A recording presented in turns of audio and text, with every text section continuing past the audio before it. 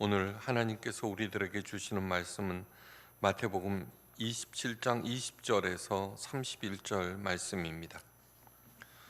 대제사장들과 장로들이 무리를 권하여 바라바를 달라 하게 하고 예수를 죽이자 하게 하였더니 총독이 대답하여 이르되 둘 중에 누구를 너희에게 놓아 주기를 원하느냐? 이르되 바라바로소이다.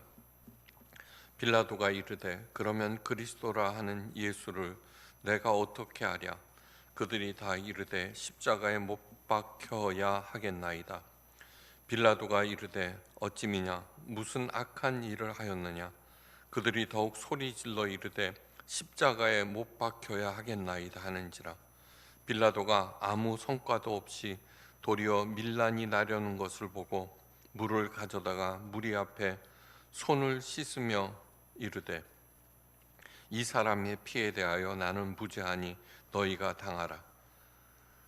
백성이 다 대답하여 이르되 그 피를 우리와 우리 자손에게 돌릴지어다 하거늘 이에 바라바는 그들에게 놓아주고 예수는 채찍질하고 십자가에 못 박히게 주니라.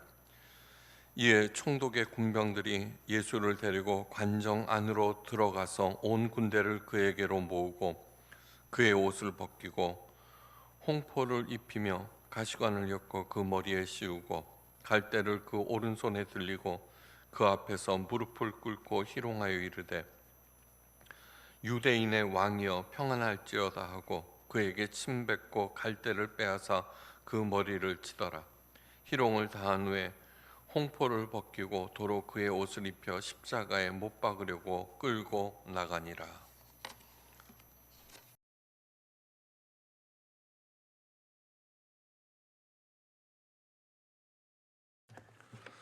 내일은 내가 십자가를 지고 형장의 이슬로 사라지는 날, 내 지은 죄로 고통의 쓴잔을 마시는 날, 나의 모든 시간과 계획과 사고와 생명이 다하는 날, 두려움과 공포 속에서 날이 밝기를 오히려 기다리며 애써 태어나려고 다시 한번 나를 달랜다.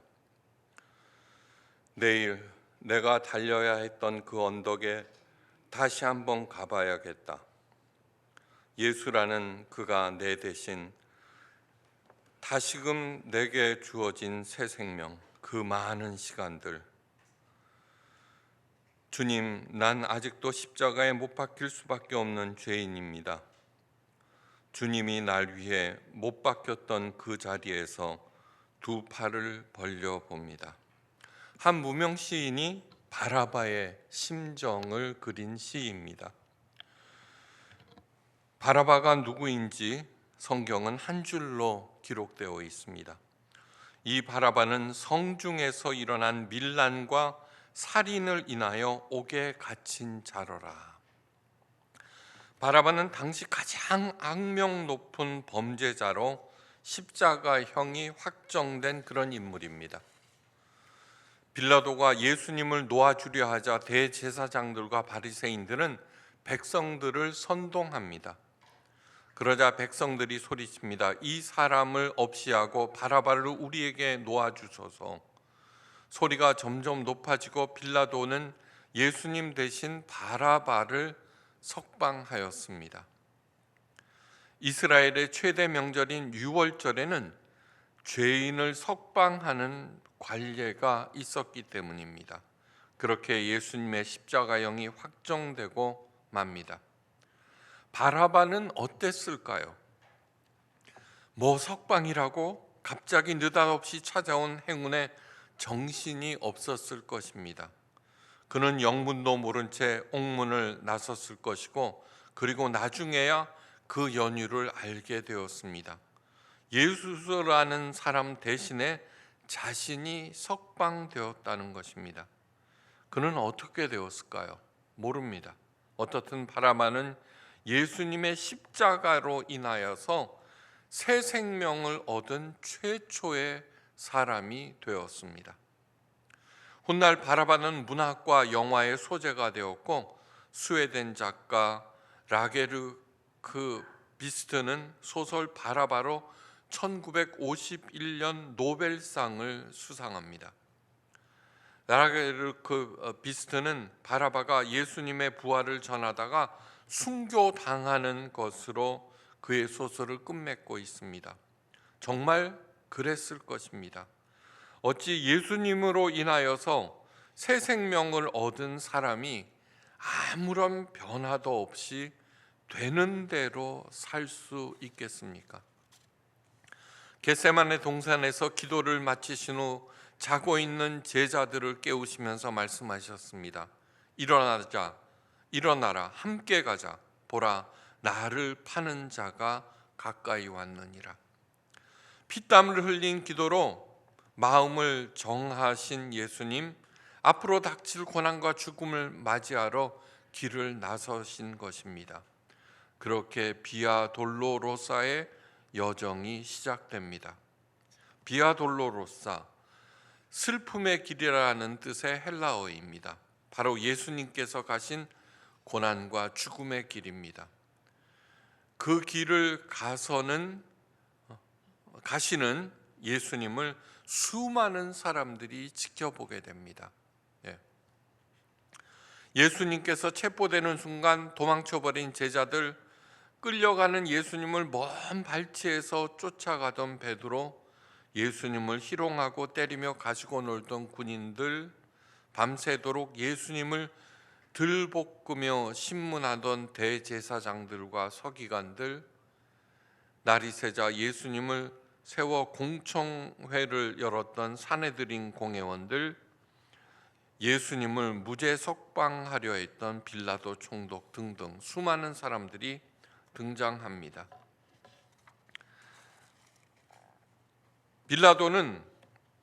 헤롯 왕은 빌라도에게 예수님을 넘겨버립니다.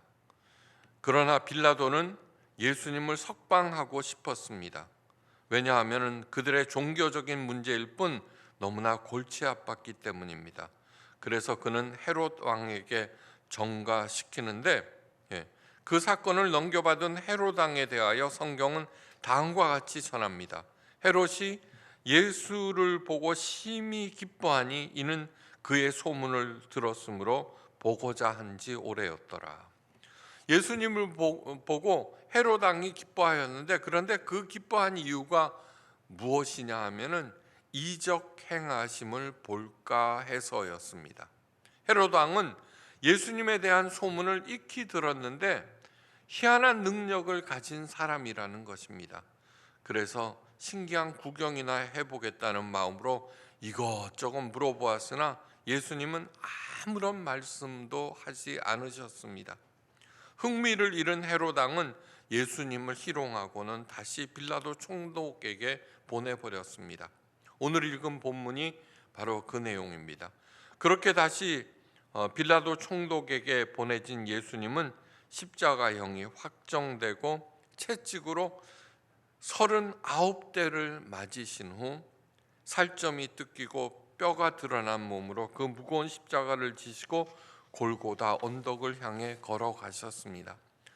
수많은 사람들이 그 광경을 보러 거리로 나왔습니다. 가시다가 예수님은 그 십자가의 무게를 도저히 견딜 수가 없어서 넘어지고 또 넘어지셨습니다. 마침내 예수님의 몸은 그 무거운 십자가 밑에 깔리고 말았습니다. 빨리 일어나라는 로마 군인들의 무자비한 채찍질이 쏟아졌지만 예수님은 도저히 일어서실 수가 없었습니다. 마침 가장 가까이 있던 구레네 사람 시몬이 끌려왔습니다. 그리고 그 십자가를 대신 지게 되었습니다. 예수님의 고난과 죽음의 전 과정을 지켜보던 로마 백부장은 두려움으로 마침내 이렇게 토로합니다. 마태복음 27장 54절, 이는 과연 진실로 하나님의 아들이도다.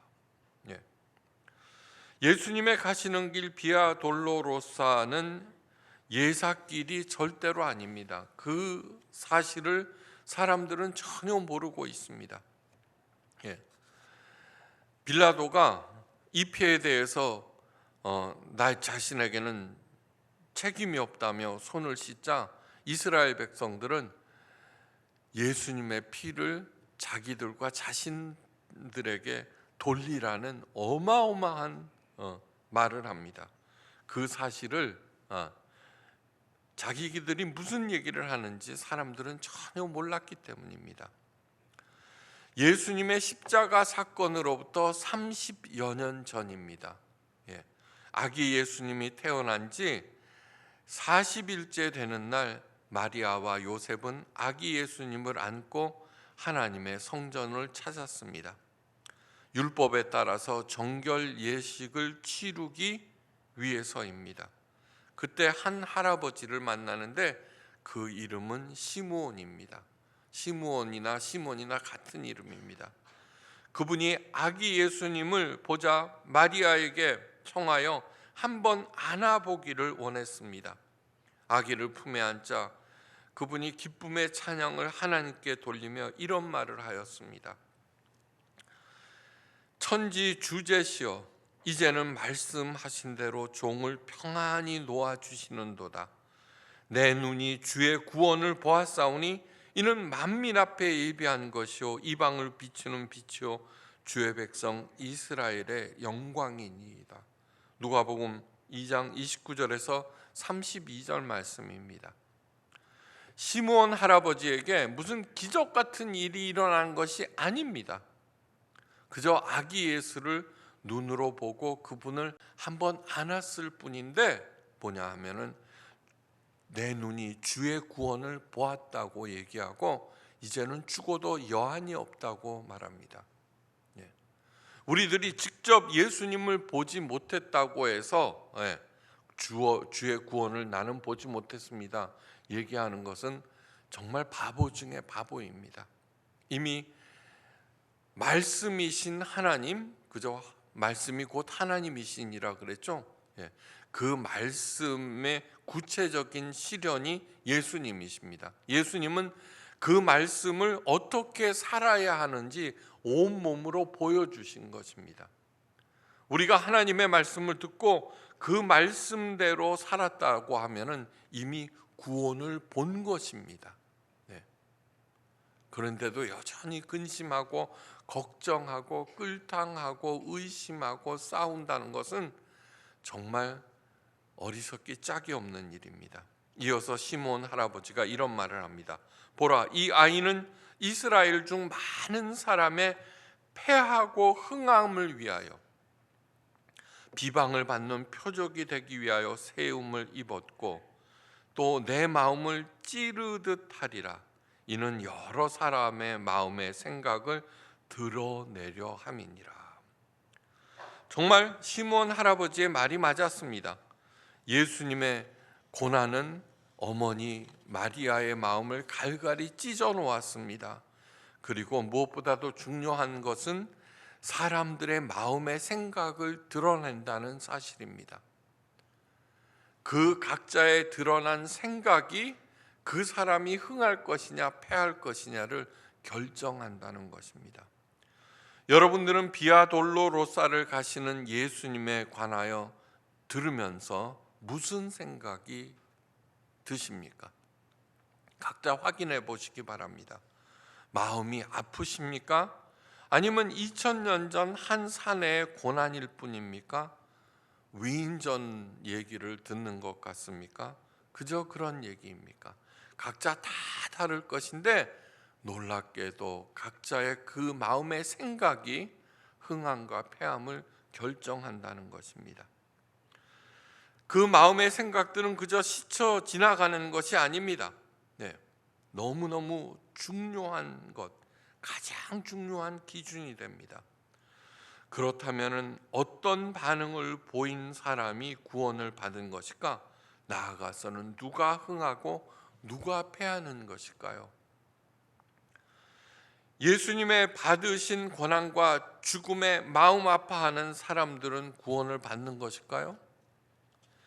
아니면은 과연 하나님의 아들이라고 토로했던 로마 백부장은 구원을 받았을까요? 이에 대한 정확한 대답은 그럴 수도 있고 그렇지 않을 수도 있다는 것입니다.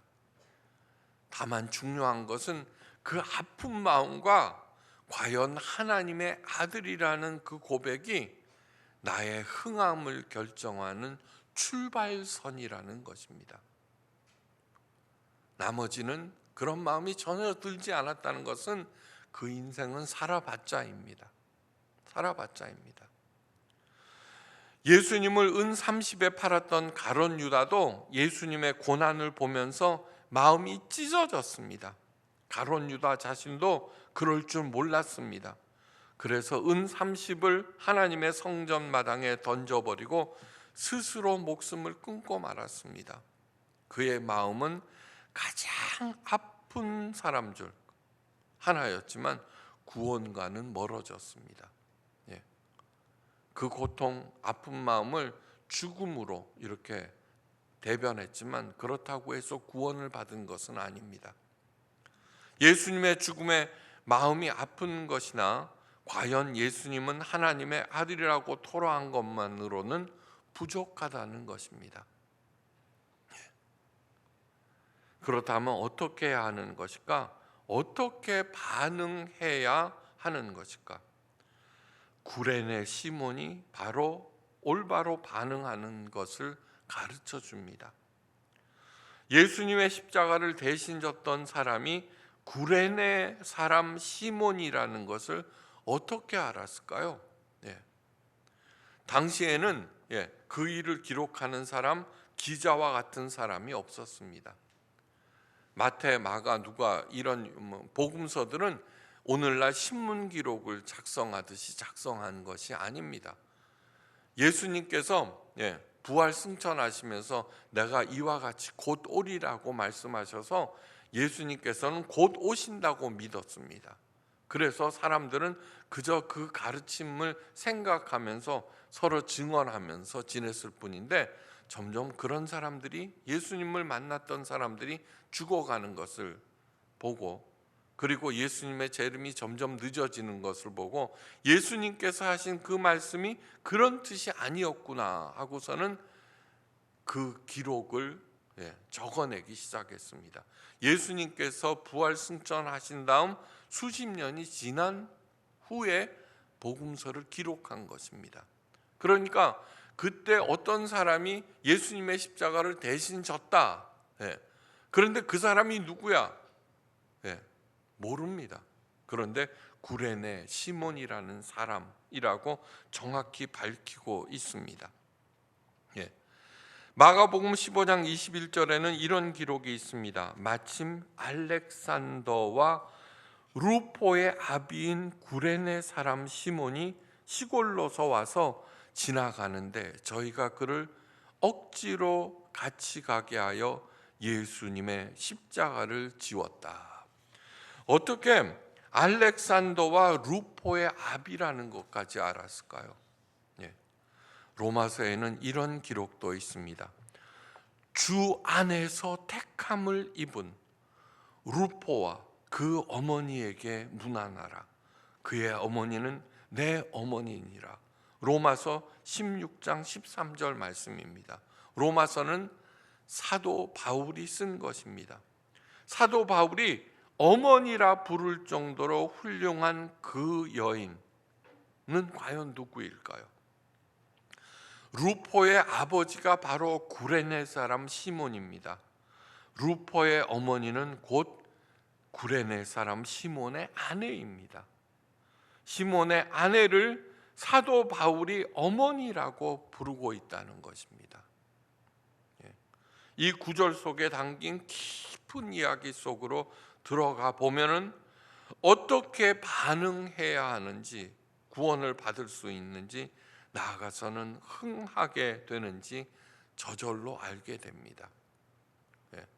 예수님의 십자가 고난과 죽음을 보면서 마음이 아픕니까? 바로 그것이 출발점입니다. 출발점. 구레네는 아프리카 북쪽에 위치한 오늘날 리비아의 수도 트리폴리를 말합니다.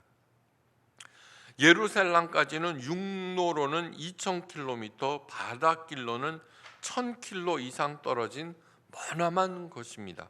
예루살렘으로부터 그 먼 곳까지 먼 곳에서 예루살렘까지 오게 된 이유는 시몬이 디아스포라 유대인으로 평생에 한 번은 유월절에 하나님의 성전에 와야 한다는 율법을 지키기 위해서입니다. 그 옛날 그 머나먼 길을 가기 위해서는 평생을 준비해야 합니다. 그래서 천신만고 끝에 하나님의 도성 예루살렘에 왔습니다. 그 당시는 하나님의 성전도 있었습니다. 얼마나 감격스러웠겠습니까?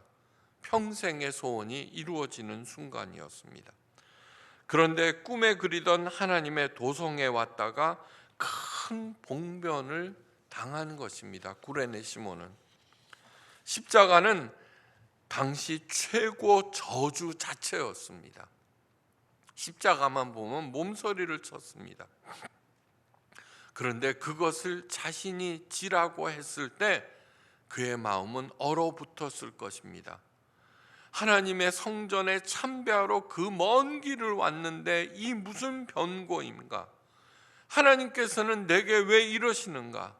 그러나 서슬퍼런 로마 군인의 명을 거역할 수 없는 법. 그래서 어쩔 수 없이 그 저주의 십자가를 졌습니다. 마음은 이미 무너졌습니다. 내게 저주의 십자가를 지게 하시다니 하나님은 정말 살아계시는 걸까? 신앙마저 흔들렸을 것입니다. 그렇게 정신줄을 놓고 십자가를 지고 가는데 이상한 생각이 들기 시작했습니다. 수많은 사람들이 슬퍼하고 또 수많은 사람들이 야유하는 것이었습니다. 그래서 그 죄인이 행하는 일거수일투족을 보았습니다. 다른 죄인들과는 분명히 달랐습니다. 도대체 이 사람이 누구이길래 이러는 것일까 하는 의문이 자연적으로 들었을 것입니다. 시몬은 예수님의 십자가 고난과 죽음 그리고 그 태도 하나하나를 눈여겨보지 않을 수 없었고 또 그 후에 예수님을 알아보지 않을 수 없었습니다. 열심히 조사해 보았습니다. 사람들에게도 물어보았습니다. 그러자 이런 분이셨구나. 그분이. 그런데 며칠 후 이상한 소문이 돌기 시작합니다. 그분이 살아나셨다는 것입니다. 그 소문의 진위를 알아보았습니다. 그런데 사실이었고 그리고 그 예수님을 믿지 않을 수가 없었습니다. 그래서 기꺼이 초대교회 일원이 됩니다. 그것으로 끝난 것이 아닙니다. 고향으로 돌아간 시몬은 온 가족에게 자기가 겪은 일을 얘기하면서 그 예수님이 구원자 그리스도이며 하나님께서 보내신 메시아라고 하는 것을 열심히 간곡하게 알렸습니다. 디아스포라, 흩어진 유대인들은 유대인 2사람만 모이면 회당을 세운다고 할 정도로 신앙교육에 철저해서 그 알렉산더와 구포는 아들로서 이미 구약에 대해서 잘 알아들었고 하나님께서 메시아를 보내신다는 것, 디아스포라 유대인들은 특히 메시아를 간절히 기다렸습니다. 그분이 바로 예수님이라고 하는 것을 믿었습니다. 그리고는 온 가족은 가장 충성스러운 교회 일꾼이 되어서 사도 바울까지 힘써 도왔습니다. 사도 바울을 도왔다는 사실은 트리폴리를 떠나서 이제는 이스라엘로 이주하였다는 것입니다. 신앙을 위하여 모든 것을 뒤로하였습니다.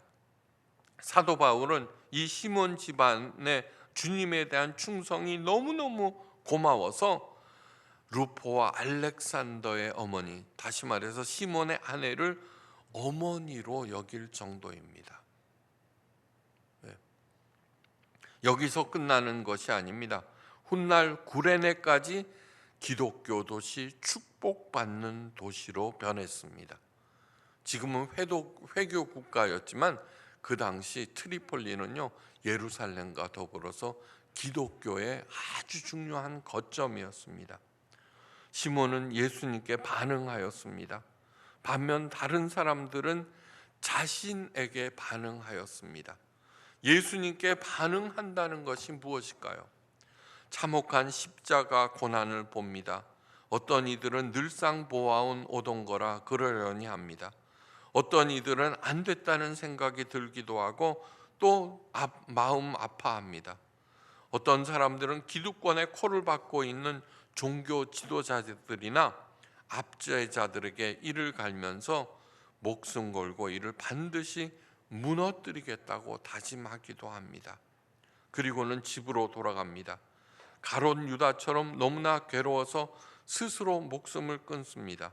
그런데 이 모든 것들은 아무리 대단하고 비장하다고 하여도 그저 내 생각과 자기 감정에 반응한 것입니다.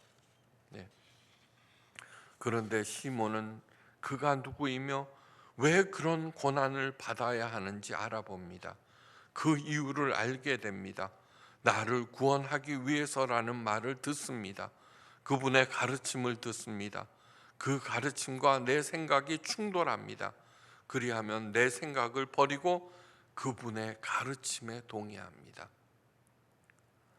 구레네 시몬이라는 그 이름이 성경에 기록된 것은 예수님의 죽음과 부활이 사실이라는 굉장히 중요한 그러한 증거 중에 하나입니다. 만약에 그 즉시 현장에서 구레네 시몬은 확인을 했습니다. 3일 후에. 만약에 그것이 거짓말이었고 풍문이었다 그러면은 속았네 이랬을 것입니다. 그런데 그 부활을 직접 목격한 사람 중에 하나가 되었고 그것을 그의 이름으로 증언하고 있는 것입니다. 그분의 가르침으로 고난과 어려움을 이겨냅니다. 점차 그분과 가까워지고 그분과 하나가 됩니다. 오늘 성가에서 얘기하시죠. 주와 동행하는 길. 인생이란 무엇인가? 그분과 함께 동행하는 길이 인생입니다. 예수님을 향하여 반응한 사람 시몬을 성경은 뭐라고 그러느냐 그러면 주 안에서 택함을 받은 사람이라고 말합니다. 주 안에서 택함을 받은 구레네 시몬. 주 안에서 택함을 받은 이라는 이것은 우리들이 구해야 하는 최고의 형용사입니다. 최고의 형용사. 예수님의 가는 곳이면 언제 어디서나 생명이 뚝뚝 떨어집니다. 그분의 생명은 곧 사랑입니다. 그 사랑으로 우주 만물과 특히 우리 한 사람 한 사람을 창조하시고 그 사랑으로 운행하고 계십니다. 내게 어려운 일이 생겼습니까? 정말 심각한 병에 걸렸습니까? 불행한 일이 닥칩니까? 모두 다 그 사랑 밖에서 행했기 때문입니다. 그분의 생각에 동의하지 않고 내 생각대로 움직였기 때문입니다. 예수님의 가시는 그곳에는 사랑이 언제나 떨어집니다. 최고의 생명이 꽃피는 곳입니다. 그 생명을 받아서 여러분들의 삶이 가장 아름다운 꽃으로 피어나고 많은 열매를 맺기를 간절히 바랍니다. 오늘도 이 시간에도 살아계신 예수님으로부터 생명이 떨어지고 있습니다. 그 생명의 피를 받은 사람은 반드시 살아납니다. 그분의 가르침을 행할 때 나는 변화되고 그리하여서 내 자녀와 여러 사람들을 살리는 복의 근원이 됩니다. 저와 여러분들에게 이 말씀이 현실이 되기를 주의 이름으로 축원합니다. 기도하십니다.